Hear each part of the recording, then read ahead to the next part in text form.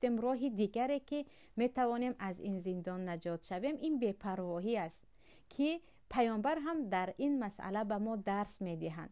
وقتی مشرکان دشمنان پیامبر محمد را مذمم گویان شعر می نویسند، یعنی به جای اینکه پیامبر ستوده شده است میگن مذمت شده، پیامبر وقتی این شعر به گوششان میرسد میگن آخر آنها درباره من نه درباره یک مذمم دارند گپ میزنم، من که مذمم نیستم، من محمد هستم.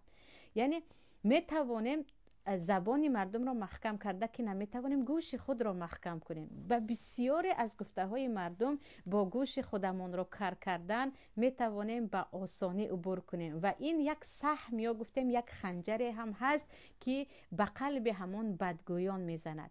وقتی میگویند اهمیت ندادی، وقتی میگویند پروا نکردی، یعنی معنیش این است که تو همان نیستی که من به گفته تو اهمیت دهم. اصلا تو خیلی کوچک از آن هستی که گفته های تو مرا بشکند.